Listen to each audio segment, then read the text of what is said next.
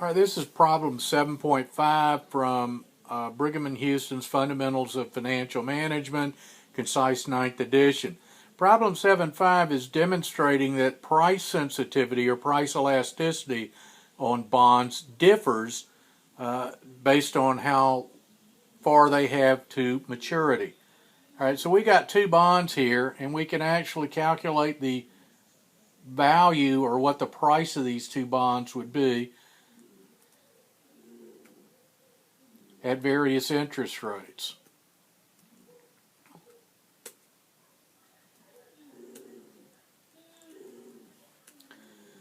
All right, so we got bond L and bond S. S and L stands for the bond L is the long, bond S would be the short-term bond. Short-term meaning it has a shorter maturity. All right, we're going to use an annual coupon for simplicity on these things. Again, almost all bonds pay semi-annual. All right, so they both have $1,000 par values, and all the problems we're going to solve, bonds have $1,000 par value. That's just fairly normal. It's like, you know, when you go to an ATM machine and take out money, you get $100. You typically get five $20 bills. They could give you 10 tens or 100 ones or 25s or 250s or $100 bill, but that ain't what they do. All right, so bonds don't have to always have a $1,000 par value, but that's typically what they do.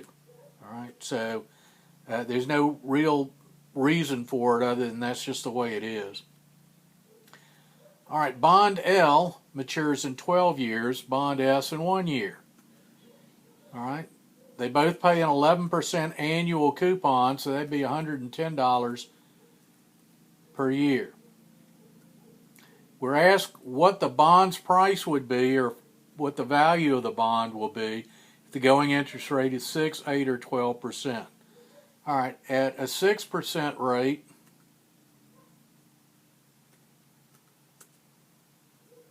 if we solve for price here,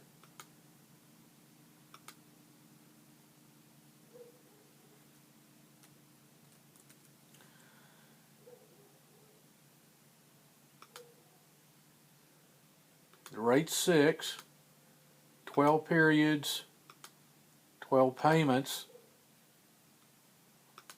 and a par value or future payment, a single repayment of principal, $1,000, and we come up with $1,400.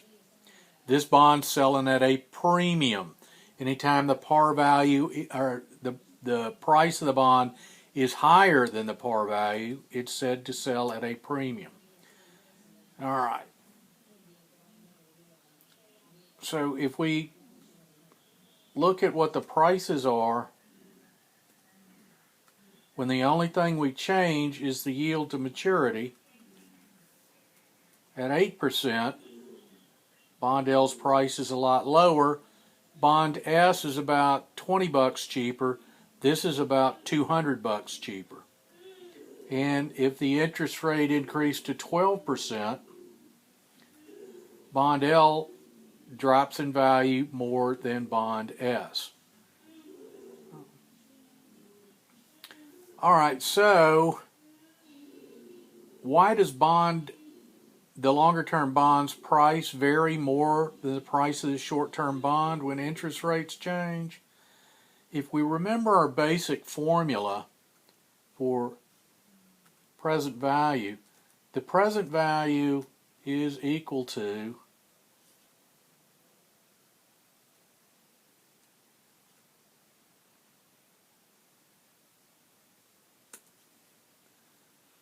okay, Excel, be that way.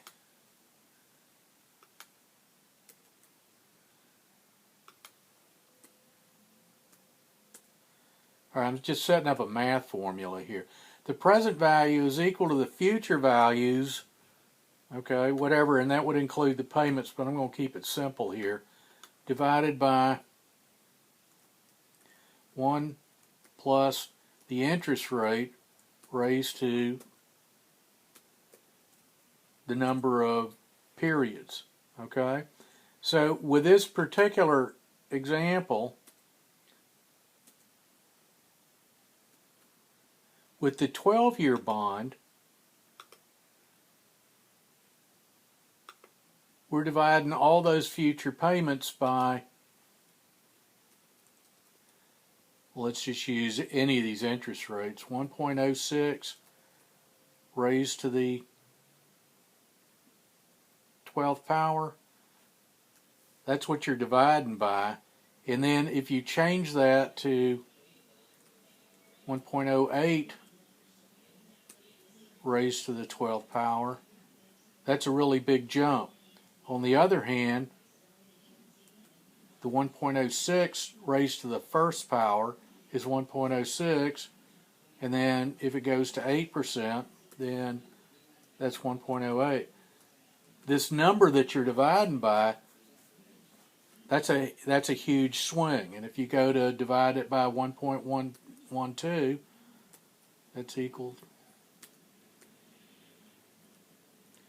y to the x 12 as opposed to 1.12. So essentially, why does the price change so much? It's because the denominator is so much larger on the bond that has the longer term.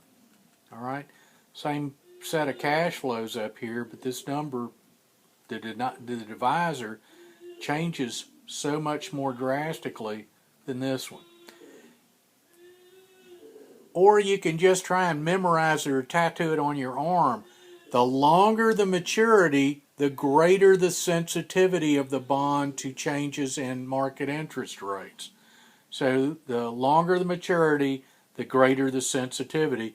And basically it's because so much more of the value is so far out into the future that the future value is affected much more.